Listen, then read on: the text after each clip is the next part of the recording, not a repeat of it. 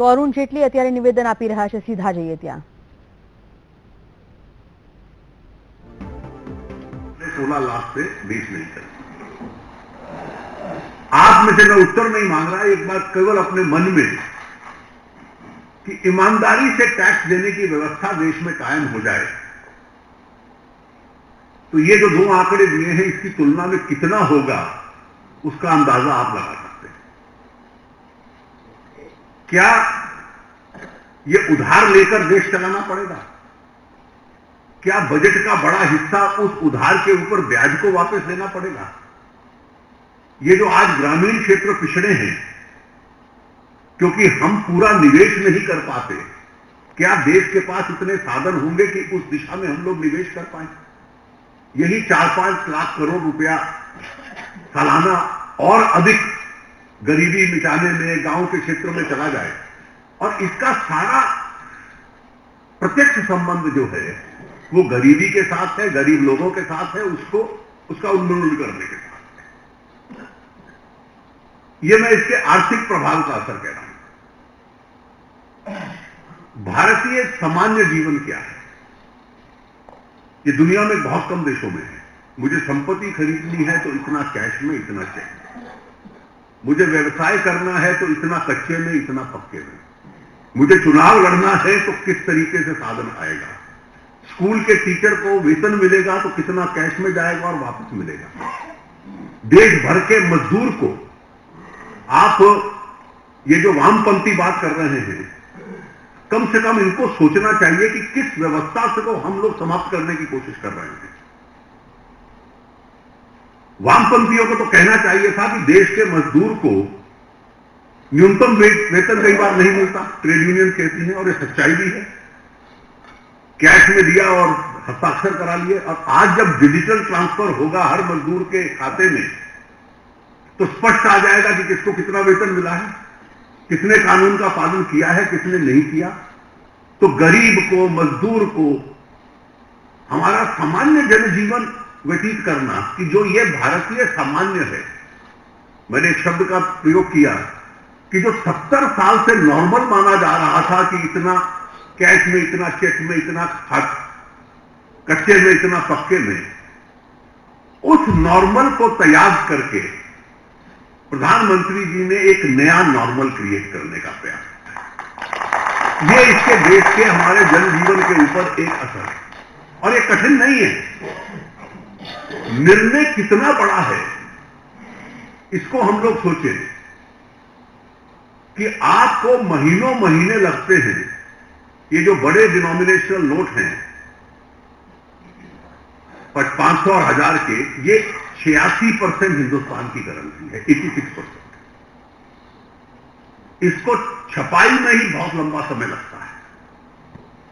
उसके बाद 125 ब्रांच है बैंक की, 1,25,000, 1,00,000 1,25,000 ब्रांच, 1,25,000 ब्रांच, 1,25,000 ब्रांच बैंकों में जाएगा। ग्रामीण क्षेत्रों में जाने के लिए 1,25,000 कॉरेस्पॉन्डेंट्स हैं जिनमें से 86,000 सक्रिय हैं, उनके पास जाएगा। 1,30,000 पोस्ट ऑफिस पे जाएगा, फिर एटीएम पे जाएगा। और एटीएम आप 8 तारीख से पहले नहीं कर सकते थे क्योंकि एटीएम की टेक्नोलॉजी ऐसी है कि उसमें बात लीक हो जाती थी अगर पहले उसको करते। तो हर एटीएम बदलने में 4 घंटे लगते हैं, 2 लाख एटीएम है। तो 5-6 लाख डिस्ट्रीब्यूशन पॉइंट्स पे करेंसी छपना, महीनों महीने तक छपना, 5-6 लाख डिस्ट्रीब्यूशन पॉइंट्स तक पहुंचना, और जिस दिन आपने निर्णय किया अगले दिन से वैकल्पिक करेंसी डिस्ट्रीब्यूशन में आ जाए और इसको गोपनीय रखना, इतने बड़े ऑपरेशन को मुझे तो समझ में नहीं आता कि कांग्रेस पार्टी के जो उपाध्यक्ष हैं बार बार बयान देते हैं कि मोदी जी अपने मंत्रियों से भी बात नहीं करते, वित्त मंत्री को भी नहीं मालूम था। फिर अगला वाक्य कहते हैं अपनी पार्टी को बता दिया था। भाई अगर हम लोगों को ही मालूम नहीं था तो फिर पार्टी को कहां से मालूम था? मतलब इस तरह की आप कल्पना कीजिए कि इतना बड़ा ऑपरेशन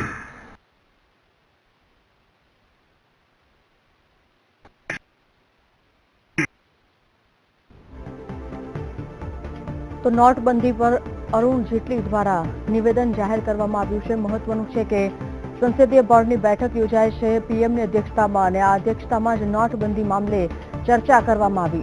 વિપક્ષના સભ્યો ચર્ચા કરવા નથી માંગતા તેવું તેઓએ જણાવ્યું. सामान्य स्थिति बढ़ रही है तो अगले कुछ दिन केवल ग्रामीण क्षेत्रों के ऊपर अधिक हमारा कंसंट्रेशन हो, क्योंकि रबी का सोइंग सीजन है. इसलिए तरह तरह से सरकार में उन डिटेल्स में नहीं जा रहा. किसानों तक मामला पहुंचे. कल रात को कुछ निर्णय हुए हैं जो आज सार्वजनिक कर दिए जाएंगे इस संबंध में. अब इसका पूरा आर्थिक अर्थ आप समझेंगे. हम क्या कहते थे कि भारत की अर्थव्यवस्था चल रही है, सरकार बहुत खर्चा कर रही है पब्लिक फाइनेंसेस का, विदेशी मुद्रा खूब आ रही है, लेकिन दो तकलीफ भी थी. ये दो इंजन पे अर्थव्यवस्था चल रही है और उसके साथ भी दुनिया में सबसे तेजी से चलने वाली अर्थव्यवस्था. और चुनौती थी कि अन्य इंजन कैसे चले. निजी क्षेत्र का निवेश कमजोर था और क्योंकि कांग्रेस के जमाने में जो बड़े बड़े उधार लोन दिए गए थे और ऐसे लोगों को दिए गए कि जो नहीं लौटा रहे थे, ये कोई एनपीए वो नहीं है जहां हमारी सरकार के आने के बाद लोन दिए गए थे. तो उनके कामों का असर जो हम पे पड़ रहा था, बैंकों की क्षमता एनपीएस के होते हुए उद्योग को सपोर्ट देना, ट्रेड को सपोर्ट देना, कृषि को सपोर्ट देना, इंफ्रास्ट्रक्चर के लिए पैसा देना एक सीमित क्षमता हो. आज इस व्यवस्था को आप देखिए कि लाखों करोड़ रुपया जो कैश में घूमता था आज बैंकिंग व्यवस्था में आ गया. बैंकिंग व्यवस्था में जब वो आता है और क्योंकि ये सारा करंट अकाउंट सेविंग अकाउंट में आता है तो इसको लो कॉस्ट मनी कहते हैं, जिसके लिए बहुत कम कीमत बैंक को देनी पड़ती है. अब बैंकों में जब इतनी बड़ी संख्या में आता है तो एकाएक बैंकों की क्षमता कृषि में, इंफ्रास्ट्रक्चर में, ट्रेड में, व्यवसाय में, उद्योग में ऋण देने की क्षमता एकदम बढ़ जाती है. और क्योंकि ये लो कॉस्ट सस्ता कैपिटल आया है, स्वाभाविक है कि उस ऋण देने की जो क्षमता होगी उसके ऊपर जो खर्चा होगा, जो ब्याज होगा, वो भी अपने आप कम आएगा. बैंकों ने ऑलरेडी कम करना शुरू कर दिया है, क्योंकि बैंक अपने खाते में रख के उसका कोई लाभ नहीं होगा पैसे का, वो आगे देना पड़ेगा. तो एक प्रकार से अर्थव्यवस्था में अन्य साधन चले जाएं और जिसको हम कहते थे कि प्राइवेट सेक्टर इन्वेस्टमेंट और banking to support the economy, वो एकाएक बढ़ जाता है. ब्याज के ऊपर असर पड़ता है. अब इसकी दूसरी आप कल्पना देखिए, ये पूरी बहस कि कितने लोगों पे क्रेडिट कार्ड है, ये है, इसका असर उस पर नहीं पड़ने वाला. दुनिया जिस दिशा में आज हमें कठिनाई लगती है कि कैसे होगा, मुझे याद है, मैं एक उदाहरण देना चाहूंगा. आप में से कई लोग उस वक्त सक्रिय थे, माननीय अडवाणी जी को याद होगा कि 1996 में मुंबई में रेसकोर्स पे बीजेपी का एक राष्ट्रीय अधिवेशन हुआ, जिसमें माननीय अडवाणी जी ने घोषणा की थी कि अटल जी हमारे प्रधानमंत्री के उम्मीदवार होंगे. हमने पहली बार पार्टी की तरफ से 7 मोबाइल फोन खरीदे थे और अधिवेशन की खबर कम छपती थी और मीडिया में यही खबर आती थी कि बीजेपी, देखिए लोग मोबाइल फोन इस्तेमाल करते हैं. ये आज से 20 वर्ष पहले अटल जी की सरकार में एक ग्रुप ऑफ मिनिस्टर था, रामविलास जी उस वक्त थोड़ी देर के लिए टेलीकॉम मिनिस्टर थे. तो मोबाइल का वो जिक्र करते थे तो अमीर आदमी का फोन. तो 15 साल पहले और 12 साल पहले अगर आपको कहा जाता कि हर गरीब के हाथ में मोबाइल होगा तो लोग हंस पड़ते. लेकिन ये परिवर्तन आया है डिजिटल में और ये डिजिटल की क्रांति. और आज किस व्यवस्था की कल्पना कर रहे थे। आज दिल्ली के स्कूलों ने मां बाप को एसएमएस भेज दिया कि फीस आप कैश में नहीं जमा कराओगे, केवल मोबाइल पे आप डिजिटल के माध्यम से फीस जमा करा सकते हो। अलग अलग संस्थाओं में मजदूरों का वेतन न्यूनतम वेतन से कम। अब सबके लिए मजबूरी है, एकाएक आपको डिजिटल ट्रांसफर मजदूर के अकाउंट में करना पड़ेगा। और जो लोग अगर निकट से इसको देखते तो उनके लिए हैरानगी नहीं होती। मोदी जी का पहला निर्णय क्या था? सरकार बनी तो एसआईटी बनाई ब्लैक मनी के खिलाफ, जो 2011 से पेंडिंग था। 3.5 साल हो गए थे, कांग्रेस के लोग नहीं बना रहे। दूसरा निर्णय, जो पहला बड़ा आर्थिक निर्णय क्या था? जनधन योजना। 58% लोगों का बैंक अकाउंट है, बाकी 42 को बैंक से जोड़ो। अगला निर्णय क्या था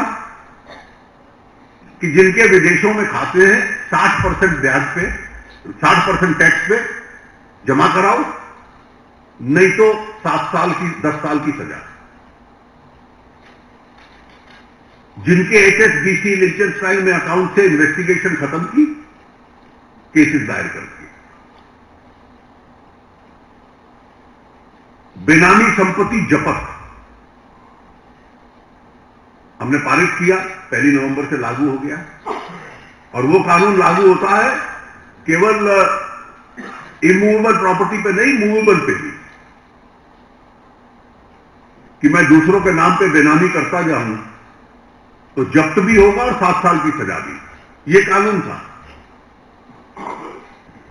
उसके बाद मॉरिशियस रूट 1996 से चल रहा था कि मॉरिशियस, साइप्रस, सिंगापुर, यहीं से पैसा बाहर जाता है, घूम के उस रास्ते से आता है और टैक्स नहीं देता। मॉरिशियस वाला हमने रद्द कर दिया, साइप्रस वाला रद्द कर दिया, सिंगापुर से बात चल रही। उसके बाद 45% पे जिसके पास देश में ब्लैक मनी है जमा कराइए, 45% टैक्स पे। तो एक के बाद ये एक कदम सारे जो उठ रहे थे कि भाई हम आपको अवसर दे रहे हैं कि ब्लैक मनी को समाप्त कीजिए। ज्यादा आपने अब ब्लैक मनी जनरेट कहां से होती है? तो जीएसटी आने से जब सारी ट्रांजैक्शन नेट के ऊपर आ जाएगी, हर खरीदारी, हर मैन्युफैक्चर, हर बेस, हर एवरी लिंब ऑफ ट्रांजैक्शन, और जहां खर्चा करोगे 2 लाख से ज्यादा तो पैन कार्ड दो, तो जनरेशन को भी कठिन कर दो, और खर्चा करना है तो स्वाभाविक तरीके से जो टैक्स पेड पैसा है उससे करिए। तो ये सारे कदमों को जोड़ लीजिए और 2.5 साल में ये वो कदम है जो 70 साल को सामूहिक ले लिया जाए तो किसी सरकार ने कुल मिला के कुल योग नहीं कर सकती। अडवाणी जी ने ब्लैक मनी के खिलाफ यात्रा निकाली थी। एक सवाल पूछा था, आप क्या कर रहे थे? आप 70 साल की बैलेंस शीट और ये 2.5 साल इस दिशा में जो कदम उठाए गए हैं उनको एक के बाद एक कंपेयर करें। और इसका असर था कि यह स्वाभाविक अगला कदम था। और इसका असर क्या होगा? मैंने पहला असर आपको बतलाया कि स्वाभाविक है कि थोड़ा सा करेंसी स्क्वीज होगी, और करेंसी स्क्वीज से थोड़े दिनों के लिए व्यवसाय कम हो सकता है, लेकिन उसके बाद सारा का सारा व्यवसाय, कोई यह कल्पना नहीं करता कि 100% कोई अर्थव्यवस्था कैशलेस हो जाएगी। करेंसी रहेगी, कैश रहेगा, लेकिन अधिक मात्रा में डिजिटल रिप्लेस करता। जैसे वेतन आपको चेक से मिलता है, बैंक अकाउंट, हमारे सांसदों की तनख्वाह अपने आप बैंक में पहुंचती है, कोई कैश नहीं देता। मजदूरों की पहुंचती है, हर कर्मचारी की पहुंचती है, स्कूल फीस की पहुंचती है। तो हर प्रकार का जो ये व्यय है, पहले हम लाइन में लग के कैश में टेलीफोन का बिल देते थे, आज अपने आप जाता है डिजिटल से। तो एक एक खर्चा इस प्रकार से होता जाएगा, और एक एक सप्ताह में, पिछले 10-12 दिन में ये जो डिजिटल यूजर है अलग अलग उद्योग में कहीं 400% बढ़ गया, कहीं 300% बढ़ गया, इस तरह की समाचार आ रहे हैं। तो ये उस दिशा में मूवमेंट है। दूसरा इसका असर ये है कि अन्य ट्रांजैक्शन सारे जैसे ही एक्सपैंड करते हैं तो मीडियम और लॉन्ग टर्म में अर्थव्यवस्था का साइज भी बनेगा, क्लीनर भी। ब्लैक मनी से काफी हद तक आपको मुक्ति मिलेगी। क्राइम में जो पैसा जाता है, ब्राइबरी में जो जाता है, रिश्वत में जाता है, काउंटरफीट करेंसी में जो जाता है, उसको एक बहुत बड़ा झटका लगेगा। और टेररिज्म एरिया से लगभग इस प्रकार के समाचार हम लोगों के सामने आ रहे हैं। अब इस ट्रांसफॉर्मेशन में कठिनाइयां भी हैं। आप एकाएक सारी करेंसी रिलीज कर दें तो देश में कुछ लोग हैं जो आजकल योजना बनाते रहते हैं कि कैसे हम ब्लैक टू ब्लैक कन्वर्ट कर लें। हम सब सुनते होंगे, तरह तरह के तरीके ढूंढते हैं। तो धीरे धीरे सरकार, और इसमें रिजर्व बैंक की बहुत बड़ी भूमिका रहती है, कि कैलिब्रेटेड तरीके से आप 2-3-4 सप्ताह लेकर इसको धीरे धीरे से मार्केट में जाते जाइए, रिस्ट्रिक्शंस को हटाते जाइए।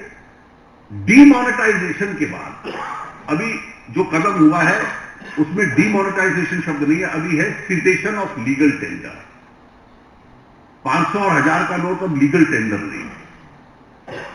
डीमोनेटाइजेशन के लिए कुछ और कानूनी कदम चाहिए होते हैं जो सरकार आवश्यकता अनुसार उठाएगी। जब ये सीजेशन ऑफ लीगल टेंडर है तो इसके बाद एक रीमोनेटाइजेशन की वैकल्पिक करेंसी लोगों के पास पहुंचे, वो एक कैलिब्रेटेड तरीके से पिछले 15 दिन से 14 दिन से चल रही है। और आने वाले 1-2 सप्ताह में बिल्कुल ग्रामीण क्षेत्रों में इसका विशेष रूप से हम लोग प्रभाव इसको डालेंगे। और जब रीमोनेटाइजेशन एक रीजनेबल लेवल पे आ जाता है तो तब ये सारी बैंकिंग सामान्य तरीके से फिर व्यवसाय चलता रहेगा, जो कि बहुत लंबे अवधि काल बाद नहीं होता है, वो स्वाभाविक तरीके से चलेगा। कुछ समय के लिए कठिनाई रहेगी, लेकिन आप इस ऑपरेशन को देखिए कि इतना बड़ा ऑपरेशन सीक्रेट रखना, उसके लॉन्ग टर्म कॉन्सिक्वेंसेस से लाभ मिलना, देश में एक ईमानदारी, क्राइम से काफी हद तक ब्लैक मनी कम करने का प्रयास, ईमानदारी जनजीवन में लाने का प्रयास, जीडीपी का लॉन्ग टर्म में साइज बढ़े क्योंकि ऑफिशियल इकोनॉमी बढ़ेगी, शैडो इकोनॉमी कम होगी, जनजीवन में लाने का प्रयास, अर्थव्यवस्था का और जीडीपी का लॉन्ग टर्म में साइज बढ़े क्योंकि ऑफिशियल इकोनॉमी बढ़ेगी, शैडो इकोनॉमी कम होगी। ये जब सारे लाभ इसमें से निकलेंगे तो देश को ये एक बदली हुई तस्वीर उभर के सामने आएगी। और जब कभी देश का इतिहास लोग लिखेंगे आज से 20-30 साल पहले इस युग का, तो इस निर्णय को एक ऐतिहासिक कदम इस देश को स्वच्छ करना और इस देश की प्रगति करना उस दिशा को बढ़ाएंगे, जिसके लिए ऐसा निर्णय लेने की बहुत लोग चर्चा करते हैं लेकिन इसको लागू करने की हिम्मत नहीं थी। माननीय प्रधानमंत्री जी के नेतृत्व में ये कदम उठा है, इसके लिए वो अभिनंदन